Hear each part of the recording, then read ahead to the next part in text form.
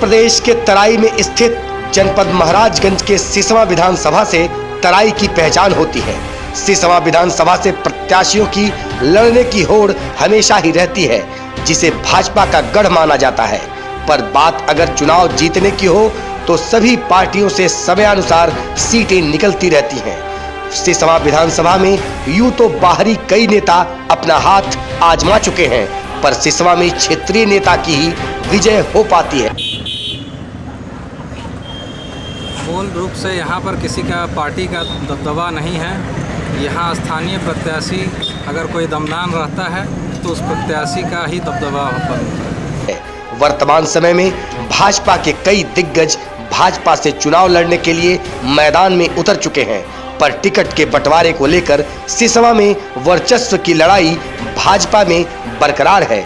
वहीं समाजवादी पार्टी से सिटिंग विधायक शिवेंद्र सिंह भी एक बार पुनः दो हाथ करेंगे, तो बहुजन समाज पार्टी ने अपना कैंडिडेट बदलकर सिसवा स्टेट से अंकित सिंह पर दांव खेला है।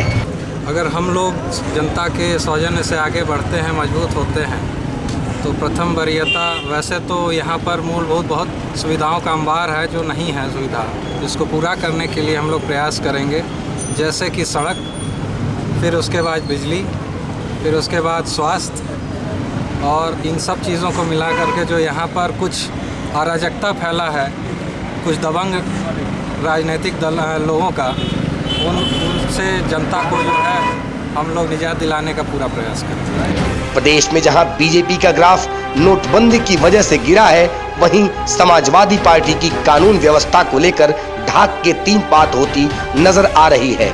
ऐसे में भले ही सिसवा विधानसभा सत्तासीन केंद्रीय पार्टी का गढ़ हो और प्रदेश की सपा सरकार का विधायक, पर इस बार के जनादेश में जनता जनार्दन के विवेक का इम्तिहान जरूर होगा।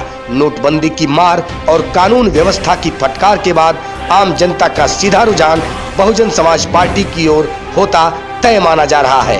वहीं सपा के गढ़ में और विधायक के घर में होती 2 फांट और सिसवा स्टेट के देवेंद्र सिंह की हत्या की सहानुभूति भी बसपा कैंडिडेट अंकित सिंह की ओर विजयी ध्वज लहराने का समीकरण बना रही है।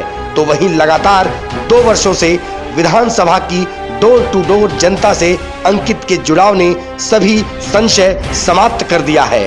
पर जनता का जनादेश तो आने वाले विधानसभा चुनाव में ही तय होगा।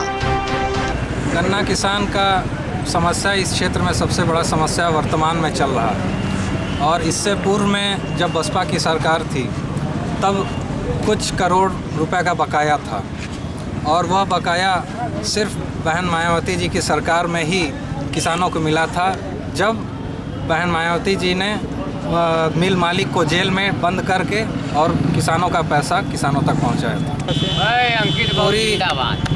पूरा उम्मीद जीतने का है, क्योंकि आज के समय में सिसवा विधानसभा में दल की सीमा नहीं रह गई है।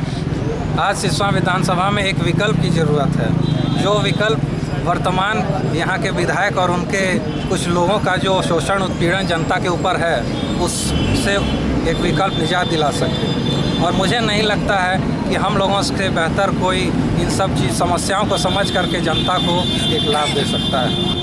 हम लोगों का आकलन है कि इस विधानसभा चुनाव में लगभग तकरीबन 80,000 तक का वोट हम लोग ला सकते हैं, क्योंकि हम लोगों का विगत 1.5 साल से टिकट निर्धारित होने के बाद जो प्रयास चल रहा है और जनता के बीच में हम लोग जो मेहनत कर रहे हैं, उस मेहनत के आकलन पर यह आंकड़ा हम लोगों को बना के चलेगा।